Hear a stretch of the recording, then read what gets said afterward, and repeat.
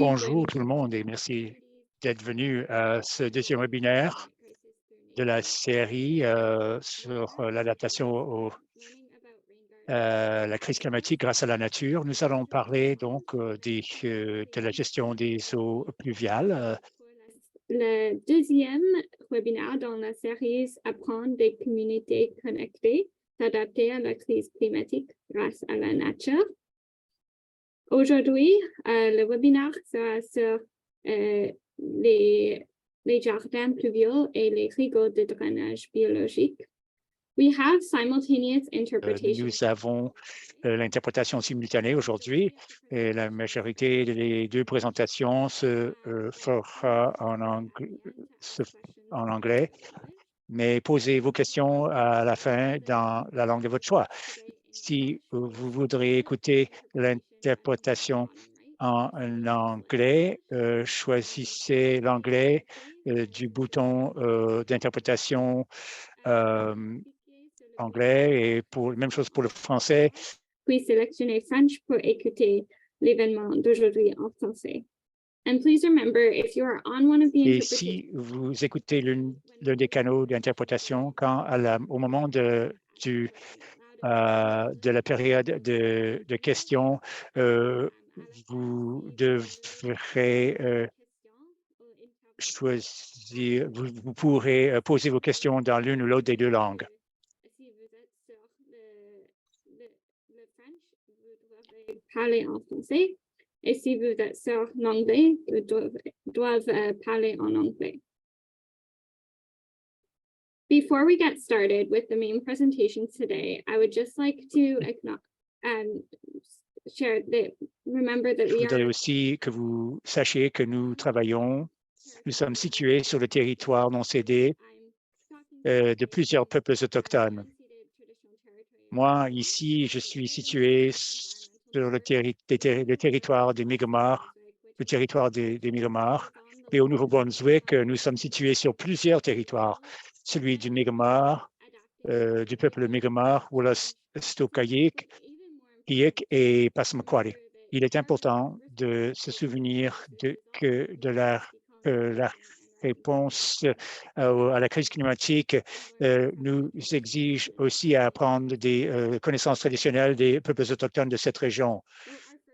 Donc, notre première conférencière aujourd'hui sera Jolene Hébert de l'Association du bassin versant de Shediac. Elle a plus de 10 ans d'expérience avec les ONG de l'environnement dans le sud-est du Nouveau-Brunswick. Depuis 2015, elle travaille pour mettre en œuvre la gestion des eaux pluviales pour la ville de Shediac. Donc, la parole est à Jolene. Merci beaucoup. Alors, mon écran.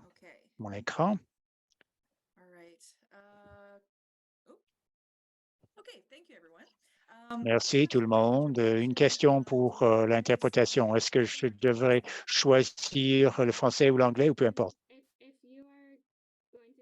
Si tu vas parler dans les deux langues, tu n'as pas à choisir une langue d'interprétation.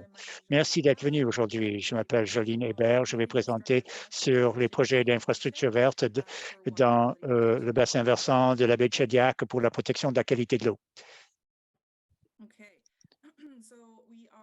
L'association a été fondée en 1999 parce que les résidents étaient préoccupés par la santé de la condition de la baie de Shediac. Voici notre territoire, 420 km² de territoire de l'intérieur des terres qui comprend la rivière Squeduk et la rivière Shediac et leurs tributaires.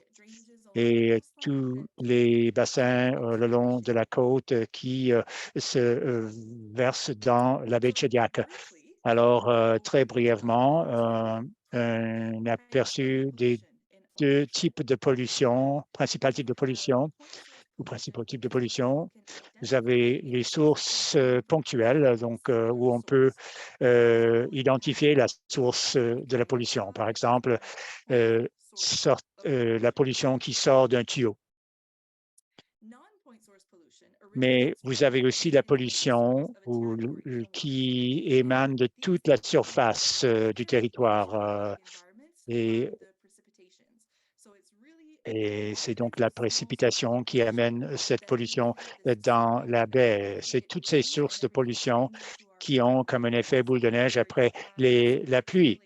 Vous avez donc l'accumulation de contamination suite aux tempêtes. Donc, ça veut dire que l'eau pluviale ou le ruissellement de ces eaux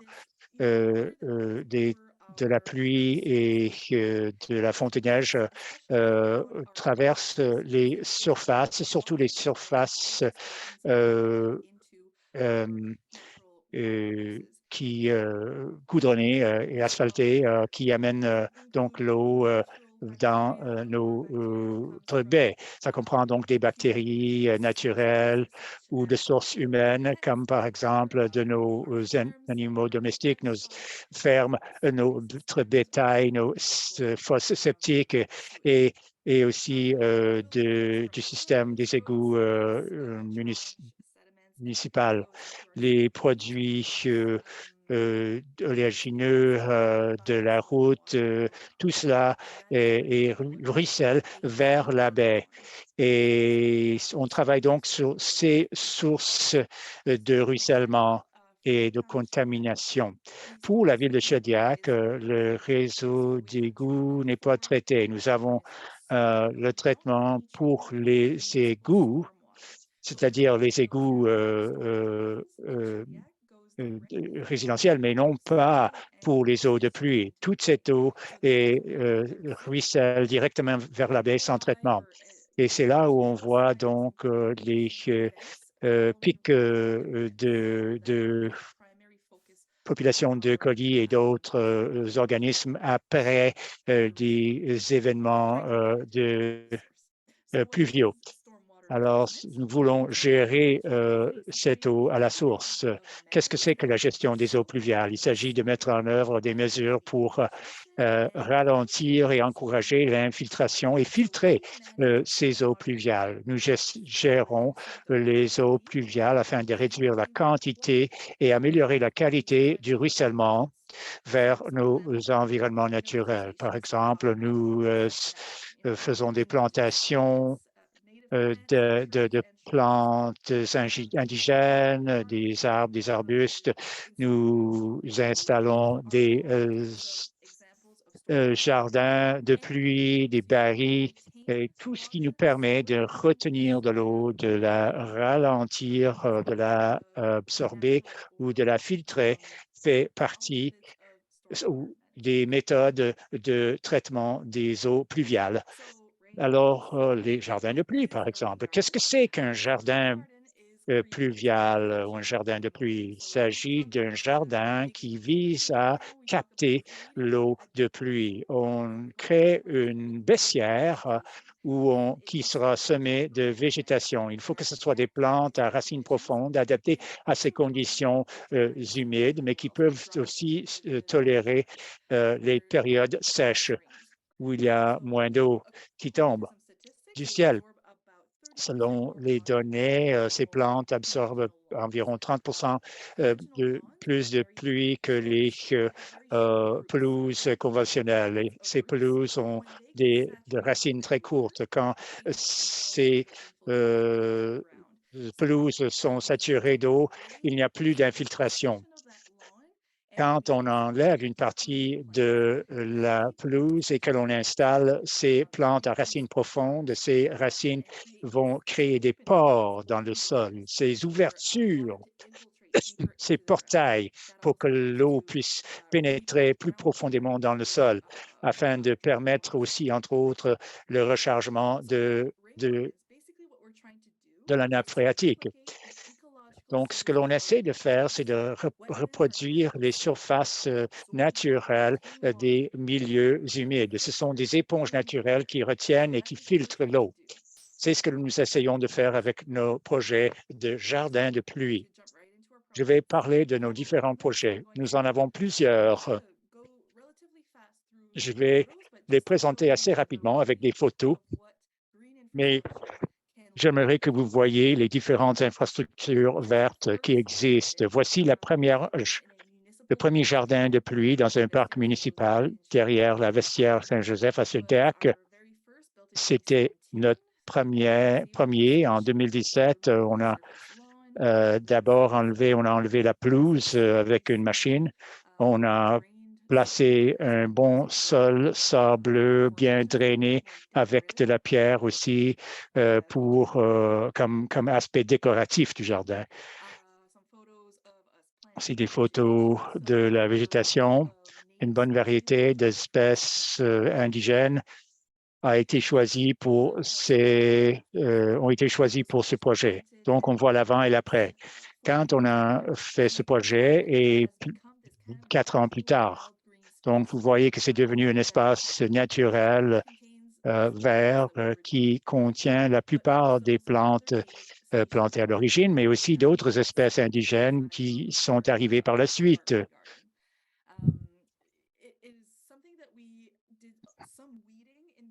On a désherbé un peu au début pour essayer de préserver ces premières espèces, mais tôt ou tard, il faut laisser aux mauvaises herbes et à la végétation naturelle le soin de se livrer le combat entre eux.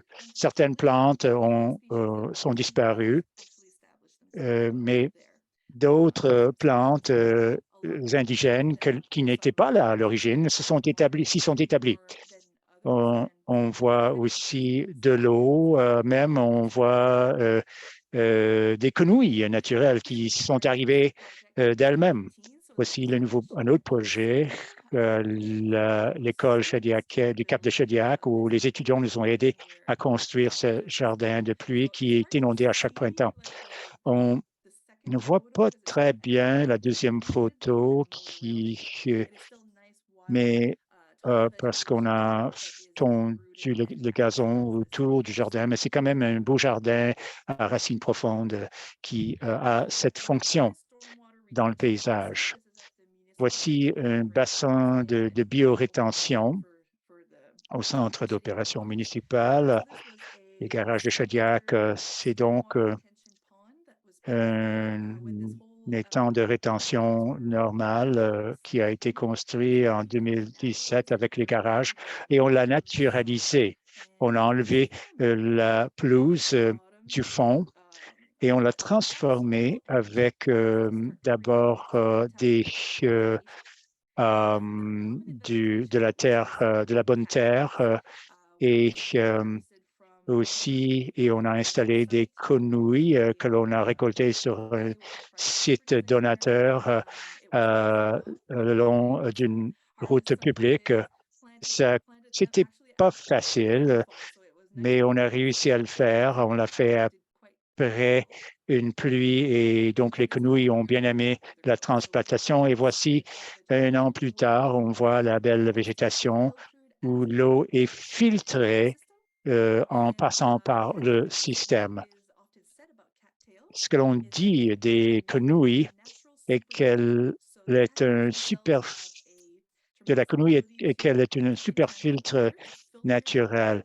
La quenouille réussit à filtrer les contaminants de l'eau et à créer un microbiome qui a son propre rôle à jouer dans la décontamination et le traitement de notre eau pluviale.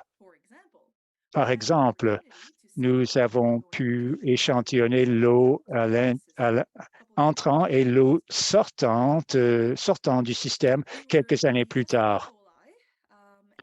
On a mesuré le contenu en E. coli et donc, ce que l'on a trouvé pour l'eau entrante, on a mesuré 253 mpn, le numéro le plus probable par 100 millilitres.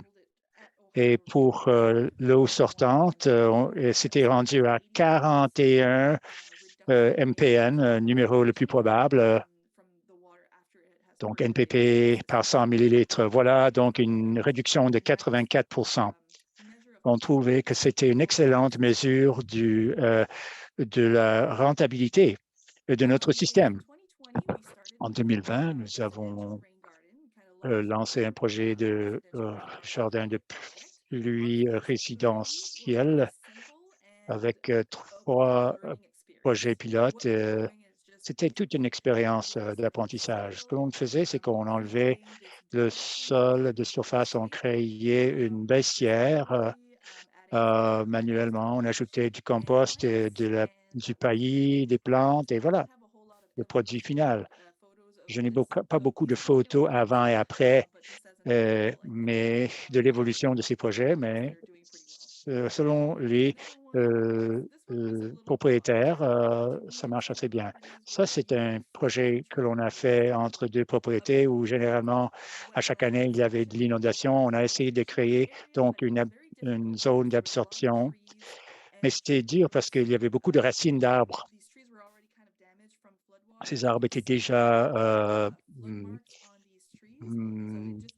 maganés par les eaux de pluie et donc ça nous indique que l'inondation de cette zone est régulière. Voilà le résultat final.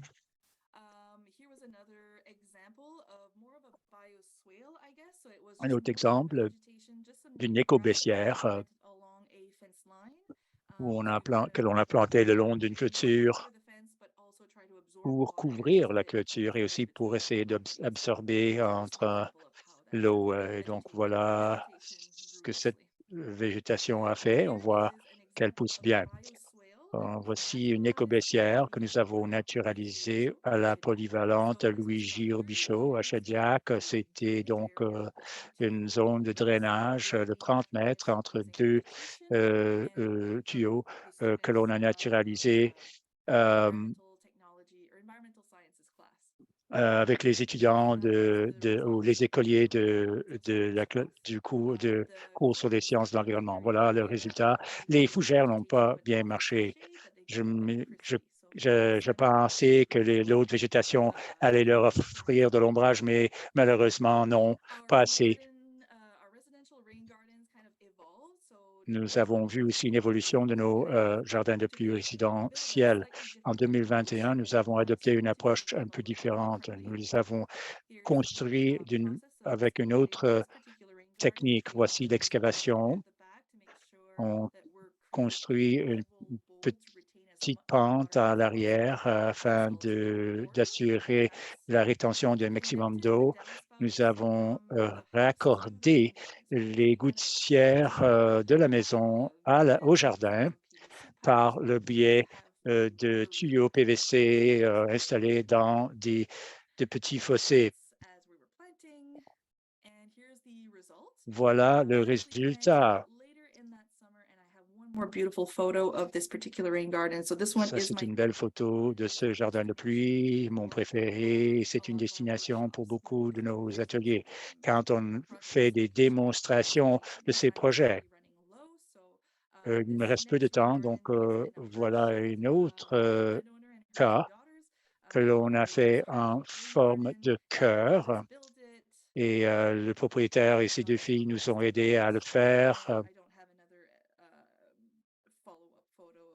Je n'ai pas d'autres photos, malheureusement, de ça 1 an plus tard, mais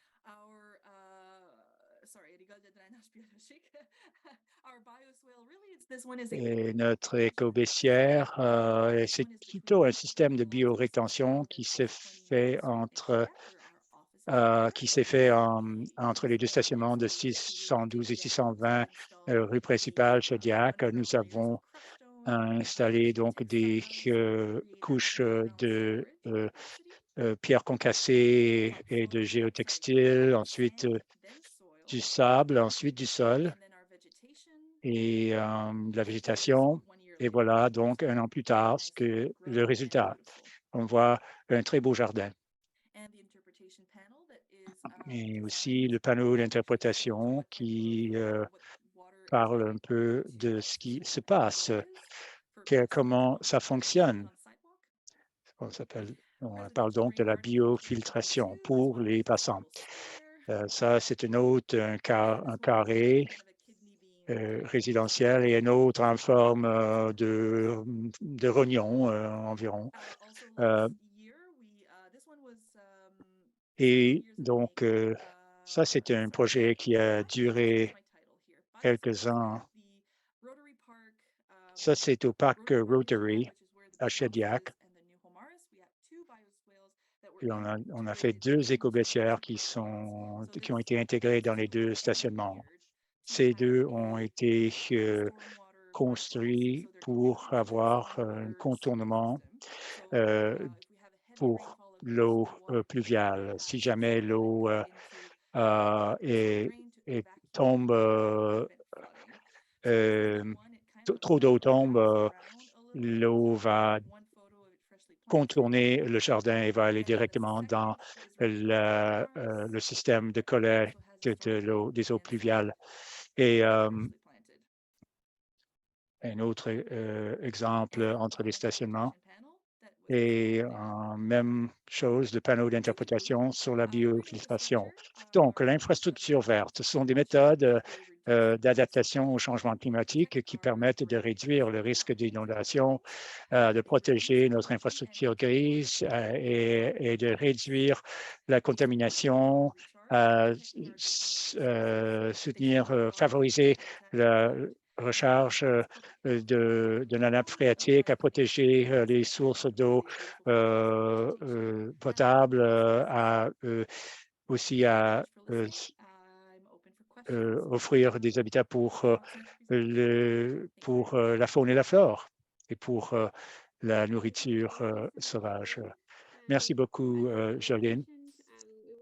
Donc, toutes les questions seront posées à la fin des 2 présentations. Donc, retenez vos présentations ou posez-les directement tout de suite dans le chat et quand on sera rendu à la fin des 2 présentations, nous pourrons y répondre. Nous allons maintenant écouter Roxanne McKinnon, qui est la directrice générale des Cap Saint-Jean et qui a des années d'expérience dans le domaine de la qualité de l'eau et des projets d'habitat aquatique. Roxane, merci.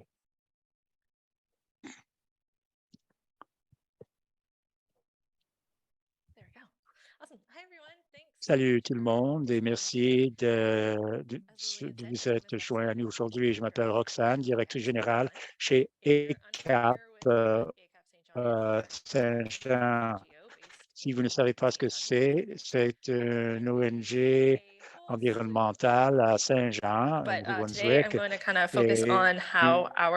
Nous avons beaucoup de projets de toutes sortes, mais aujourd'hui, je vais parler de nos jardins de pluie et de notre infrastructure verte en général. Donc, nous avons commencé avec la planification de l'adaptation au changement climatique. La ville de Saint-Jean et la ville de Rothsay et de Pamsis nous ont demandé de préparer leur plan d'adaptation au changement climatique. Dans ce cadre, nous avons examiné plusieurs possibilités d'adaptation au changement climatique, mais au niveau municipal, nous avons recommandé la multiplication des solutions fondées sur la nature, non seulement pour se préparer aux effets des changements climatiques, mais aussi le long de la côte, on s'attend à des inondations et ces solutions fondées sur la nature peuvent aider à atténuer ces impacts et aussi à augmenter la biodiversité de l'environnement urbain. Ces plans d'adaptation proviennent de plusieurs projets pilotes très intéressants et nous avons commencé donc à cocher certaines des cases d'adaptation. Depuis 2019, nous avons installé 5 jardins de pluie. On a fait aussi un projet d'enlèvement de la couverture asphaltique. On a planté beaucoup d'arbres et on a aussi fait des mini-baissières dans une école. On fait la promotion de ces projets. Ces projets impliquent beaucoup les gens de la collectivité. Donc, on essaie de faire ces projets sur des terres publiques où ils seront bien en vue. Donc, je vais présenter quelques-uns de nos projets. Vous allez donc obtenir une bonne idée de l'évolution de ces projets. Jolene vous a bien expliqué ces différents concepts. Je n'ai pas à les réexpliquer. Je vais présenter tout simplement les projets. La première installation d'un jardin de pluie était à Queen Square West en 2019 et issu de notre plan d'adaptation, c'était l'un des projets pilotes sur un terrain municipal de Saint-Jean. Et peut-être que cette photo, vous voyez que toute l'eau restait à cet endroit. Il y a quand même un drain d'eau pluviale, mais l'eau ne s'y rendait pas. Et à la bonne fontaine. Et donc, on voulait maintenir l'eau sur la terre avant qu'elle s'évacue dans le drain. C'est pour cela qu'on voulait faire un jardin. La municipalité est venue faire tout le travail d'excavation pour nous. Et quand on est arrivé sur le site, l'excavation était déjà faite. On l'a transformé avec du sol qui s'y trouvait déjà et on a aussi introduit de la pierre concassée pour lui donner cette conception et pour permettre à l'eau de s'y infiltrer sans s'accumuler. Et ça, c'est l'été suivant avec la végétation. Pour ce projet, nous avons pu planter environ 200 plants dans un espace de 200 pieds carrés. Les plantes étaient vraiment serrées. Le jardin est très plein, très verdoyant, mais peut-être qu'on aurait pu s'en tirer avec moins de plants au début. On a reçu aussi les plans, un financement de différents bailleurs de fonds pour rendre possible ce projet. On a aussi reçu des dons en nature de la ville et aussi de certaines entreprises privées qui nous ont aidés avec la plantation. Maintenant, le pôle des entreprises sociales, ça, c'est un jardin de pluie qui me tient cœur parce que je l'ai conçu en 2016, mais on a mis 3 ans avant que je puisse vraiment passer à la mise à la terre. C'était vraiment fabuleux quand finalement on a pu le faire. C'est situé sur notre terre, là où se trouvent nos bureaux. Et au début, quand on s'y est aménagé, on a songé à un jardin de pluie. Il y a une gouttière qui couvre environ le tiers du toit et qui amène l'eau ici dans ce petit ruisseau vers ce qui est devenu notre jardin de pluie.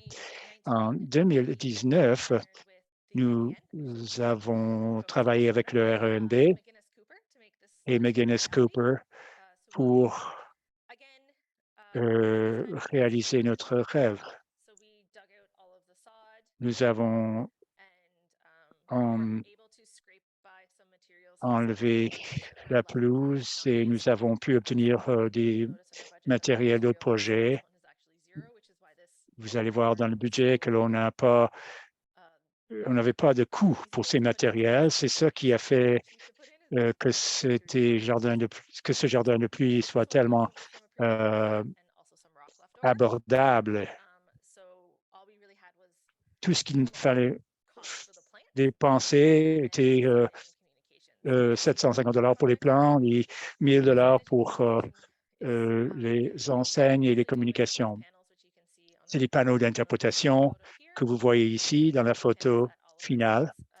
Ces panneaux sont importants pour bien expliquer la nature du projet, dépendamment de l'année et de notre capacité. Parfois, nous faisons des ateliers aussi pour prolonger l'impact de ces jardins, pour que tout le monde y pense.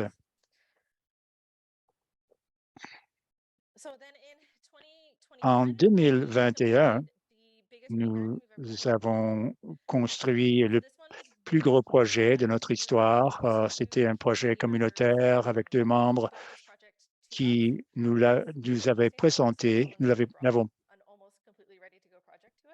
l'avaient présenté. Ils vivent en face au parc. C'est un parc qui est un bassin de rétention, même si ce n'était pas sa fonction à l'origine. Il y a beaucoup d'eau qui s'y trouve. Et donc, nous, en partenariat avec ces 2 personnes, nous avons pu obtenir un financement de la Ville de Saint-Jean, aussi du Fonds en fiducie pour l'environnement et de l'ECC. Pardon, non, de l'initiative des communautés, des collectivités en santé. Nous avons pu créer ce jardin de 200 mètres carrés avec 400 plants. Ces plants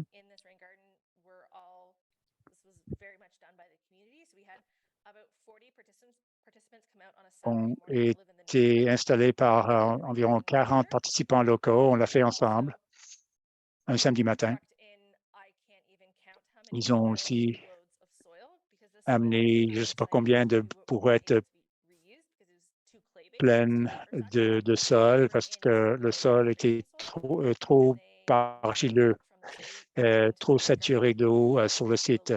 Donc, ils ont amené du sol pendant 3 heures, brouette par brouette. Vous pouvez imaginer l'effort impliqué.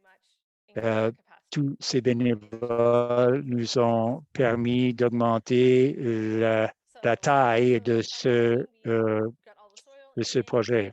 Donc, ce samedi matin-là, on a obtenu tout le sol, on a semé tous les plants, on a couvert avec un paillis. C'est toujours le cas à chaque projet afin de retenir l'humidité dans le sol et à réduire la concurrence des mauvaises herbes. Et voilà l'aspect du jardin l'automne dernier.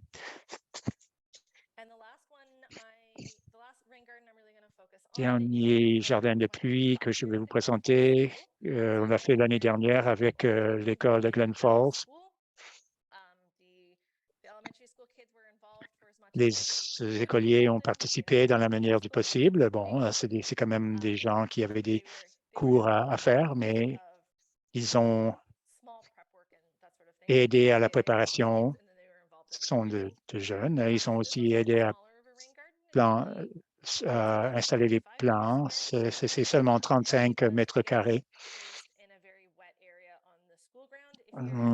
Et on l'a placé à un endroit humide. C'est dans la partie orientale de la ville où l'inondation est toujours un problème. Le terrain de jeu est très souvent saturé, imbibé d'eau. C'est toujours compliqué pour les enfants, pour les professeurs. Bon, les enfants adorent ça, jouer dans la boue, mais dans la boîte, mais pas tellement les enseignantes. Donc, on a installé le jardin de pluie là où l'eau s'accumulait naturellement afin de retenir cette eau à cet endroit-là et pour sécher le terrain de jeu. Les écoliers nous ont aidés, mais il y avait aussi 40 bénévoles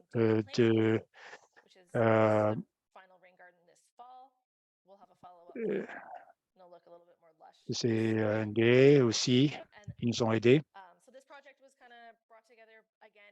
Ce projet a été rendu possible par plusieurs bailleurs de fonds. On a obtenu donc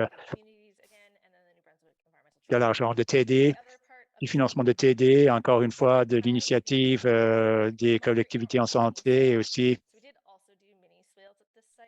du Fonds en fiducie pour l'environnement. On a fait des éco-baissières ici, mais on ne voit pas grand-chose pour l'instant. Peut-être qu'à l'automne, ce sera plus intéressant sur la photo. Mais donc, pour terminer, nos plus gros succès dans ces projets sont que nous avons pu tenir un projet pilote dans chaque secteur de la ville. Si vous connaissez Saint-Jean, il y a comme 3 secteurs ou 4 secteurs, quatre secteurs, Est, Ouest, Sud et Nord. Donc, on a un projet dans chacun de ces secteurs. Ça donne une bonne visibilité. Et on a obtenu beaucoup d'appui des bénévoles et de l'appui en nature de différentes entreprises. Cela permet de réduire nos coûts et à vraiment terminer ces projets. Nous avons maintenant une bonne expertise à l'interne, ce qui nous permet de faciliter ces jardins de pluie comme d'une manière plus aisée qu'au début, et on a pu créer d'excellents partenariats avec plusieurs entités. Je ne l'ai pas indiqué à l'acétate, mais nos plans futurs sont de continuer à offrir cette expertise à notre collectivité. On veut aller chercher des entreprises, on veut offrir cette expertise comme service, parce que plus il y a de jardins de pluie et plus on contourne ou on détourne l'eau du système de captation d'eau pluviale. Il y a toujours des difficultés. Plants. Not a whole lot of nurseries had a whole lot of native plants. We plant Dans un premier temps, ce n'était pas tellement facile d'obtenir les plantes indigènes. Et parce qu'on ne s'intéresse qu'aux plantes indigènes, les pépinières avaient de la difficulté de nous fournir ce que l'on voulait. On voulait planter, par exemple, des plantes comme la monarde et la sclépiade des marais. Aussi, les bailleurs de fonds voulaient avoir toutes les ententes en place, voulaient que l'on puisse commencer à creuser dès le moment du déboursement des fonds. Ce n'est pas toujours le cas. Ce n'est pas toujours facile. Maintenant, c'est plus facile parce que nous avons ces partenariats. Et afin de réaliser ces projets, il fallait avoir soit plusieurs bailleurs de fonds ou un seul bailleur de fonds, mais avec beaucoup d'appui en nature.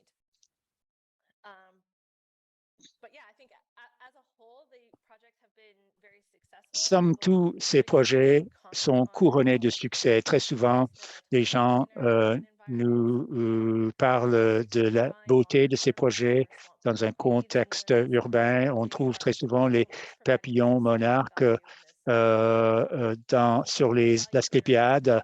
En été, on parle ici d'habitat pour les papillons. C'est très important dans un environnement, dans un milieu urbain. Nous avons beaucoup de surfaces asphaltées, beaucoup d'édifices.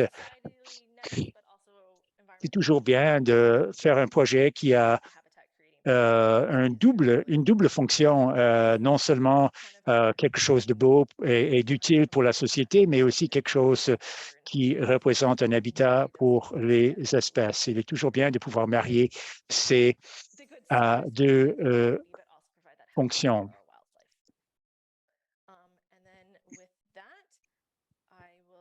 Sur cela, je vais vous demander de me poser toute question qui sera de votre intérêt. Alors, merci beaucoup, Roxane. Merci beaucoup de nous avoir parlé de ce travail sur les jardins de pluie réalisé par ECAP dans la région de Saint-Jean. Maintenant, nous allons passer à la période de questions. Il y a déjà quelques questions dans le fil de discussion. Vous pouvez poser votre question par écrit ou verbalement. Vous n'avez qu'à lever la main. Vous pouvez poser vos questions en français ou en anglais. Vous pouvez poser des questions en français ou en anglais dans le chat ou vous pouvez lever votre main et puis poser la question. So we'll start off with a question that we got. Nous allons commencer avec une question que nous avons reçue au tout début de Laura Cacharo, qui est une question surtout pour Jolene, je crois. Mais qui pourrait aussi être d'intérêt de Roxane. Quel est le niveau d'engagement, d'implication des membres de la collectivité chez ECAP, il y a beaucoup plus d'implications des membres de la collectivité. Il y a eu une certaine implication dans nos ateliers. On a offert l'été passé un atelier en français et un autre en anglais. Les gens sont venus écouter une présentation. Il y avait ensuite des visites de terrain.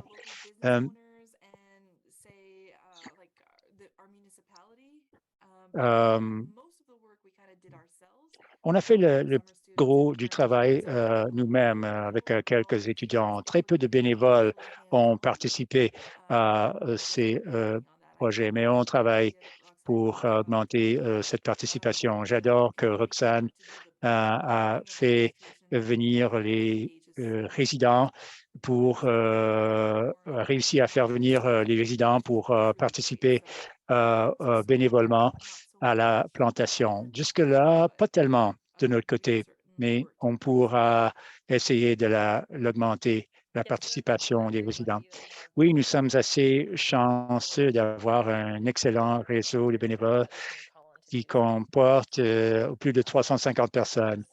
Mais on a mis 30 ans pour obtenir ces gens.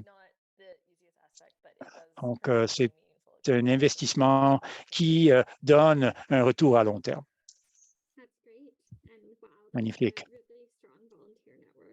C'est magnifique de voir ce beau réseau de bénévoles.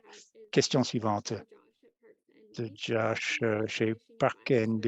Nous allons terminer bientôt une éco-baissière au parc provincial New River Beach. Et on a aussi une idée pour un nouveau projet à la plage Parley. Est-ce qu'on peut travailler de partenariat sur les enseignes? On a fait une visite terrain, voilà, quelques semaines pour explorer un nouveau site de jardin de pluie. Et Michel et moi, nous sommes en pourparlers pour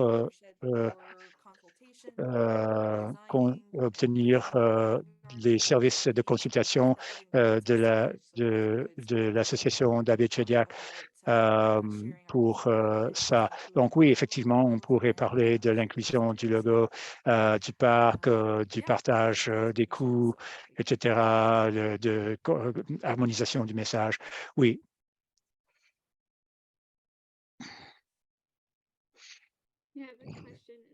Une question du chat pour Roxane. Veux-tu que je traduise en anglais?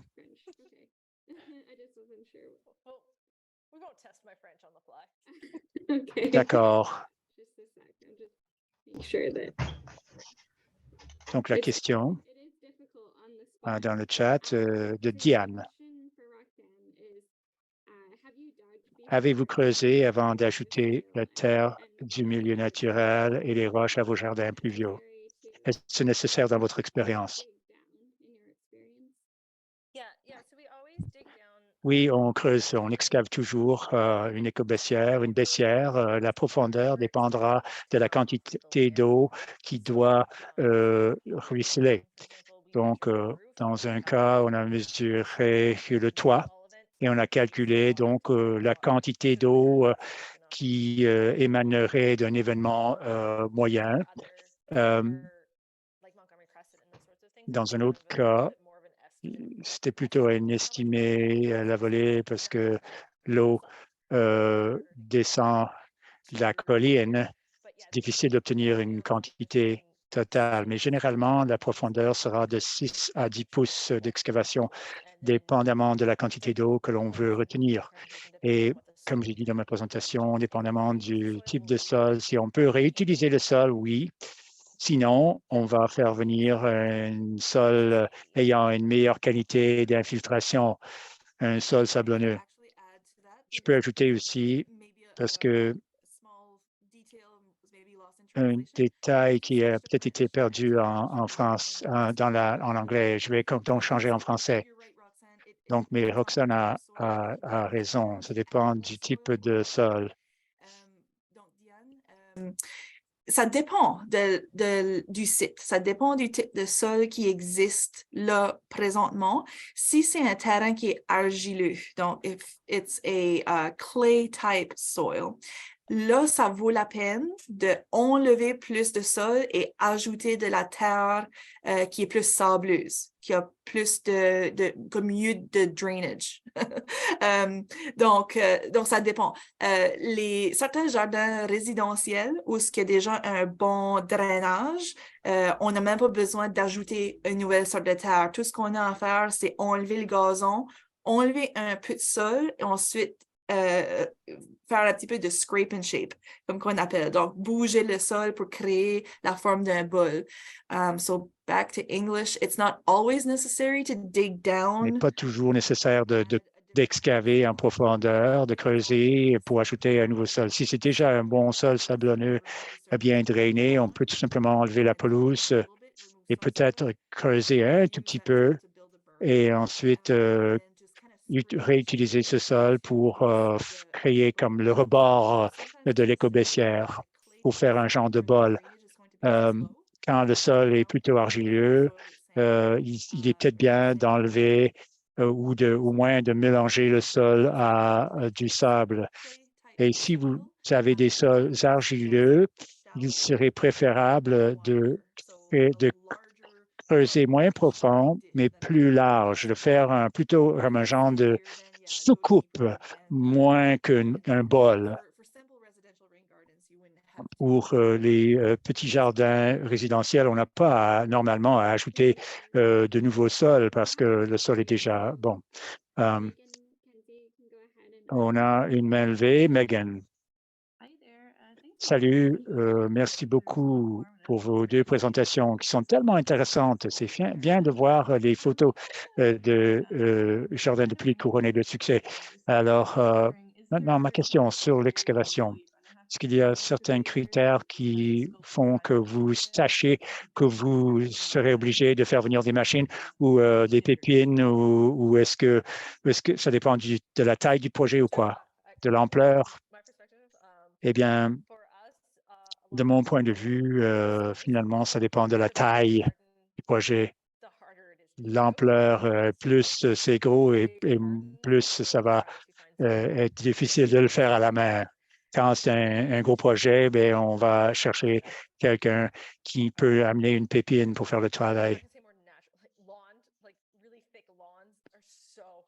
Les pelouses, là, c'est très profonde, dense, c'est difficile. Donc, souvent, on va engager quelqu'un pour enlever la pelouse. Et si on sait que c'est de l'argile et qu'il faut creuser profondément, parfois, on va faire venir une machine, mais sinon, généralement, on peut le faire à la main une fois la pelouse enlevée. Ça dépend aussi de l'ampleur. Oui, effectivement, quand vous avez un gros jardin de pluie, jardin pluvial, donc, comme le premier que je vous ai montré, oui, il faut faire venir une pépine. Et dans un autre cas, on voulait installer les couches souterraines d'abord. Il s'agissait plutôt d'un système de biorétention de type commercial ou municipal. Ça dépend donc de ce que vous prévoyez faire et de votre situation. Si c'est un petit jardin pluvial résidentiel, les pelles peuvent faire l'affaire. Vous pouvez prendre votre temps, faire embarquer vos voisins. Si vous avez beaucoup de pierres, bon, vous pouvez les briser. Donc, ça peut coûter très peu cher. Quand vous voulez un projet plus performant, qui doit capter beaucoup d'eau des toits d'édifices commerciaux et que vous n'avez pas beaucoup d'espace, vous allez vouloir creuser plus profondément et afin de créer un système performant. À ce moment-là, vous avez besoin de cette pépine pour creuser et ensuite pour installer la pierre et les différentes couches. Donc, tout tourne autour de l'ampleur et de votre niveau de patience aussi, finalement aussi de votre capacité de creuser. Donc, Great question. avez-vous un dos solide ou pas? Other questions from the audience, you're welcome to put them. D'autres questions? I we just see another one.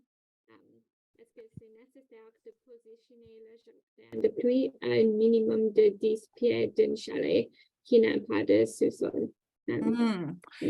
Très bonne question. Si ça n'a pas de sous-sol, à ce moment-là, je dirais, vous pouvez utiliser votre jugement parce que vous avez raison, comme un jardin pluvial à plus près de 10 pieds d'une fondation, un risque pour que l'infiltration entre dans le sous-sol.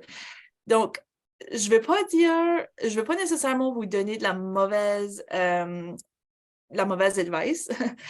Donc, j'aimerais dire de quand même garder un minimum de 10 pieds, mais suffit que vous n'avez pas de sous-sol. Si vous voulez aller plus près, vous pouvez peut-être potentiellement aller plus près et pas avoir de conséquences. Donc, je ne vais pas dire quelque chose qui pourrait éventuellement créer des dommages. Ensuite, vous pensez, ah ben là, elle m'a dit que je pouvais. Je vais rester avec la recommandation de 10 pieds d'une fondation. I can switch that back to English.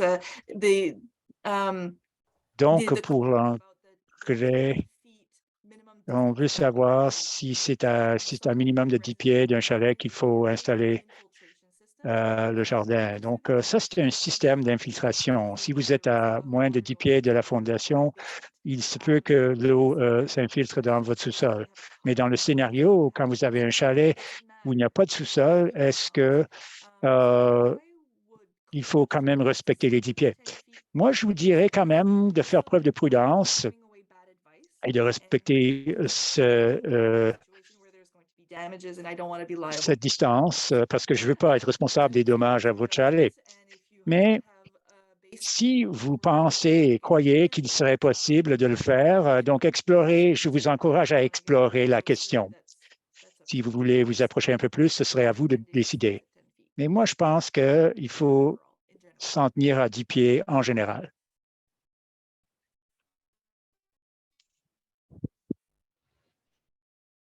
Est-ce qu'il y a d'autres questions? Are there any other questions? Y a-t-il d'autres questions?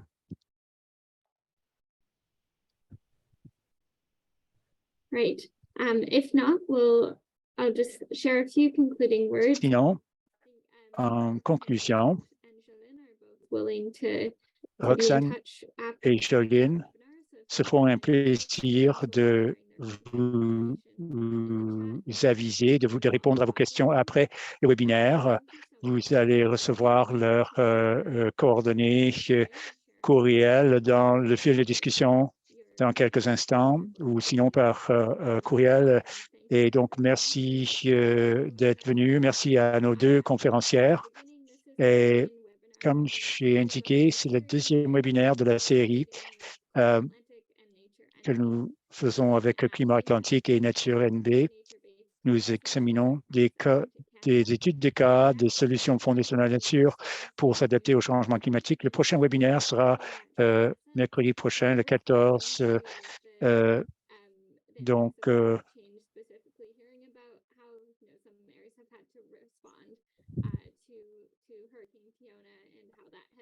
la réponse à l'ouragan Fiona et comment cela a changé notre système de gestion.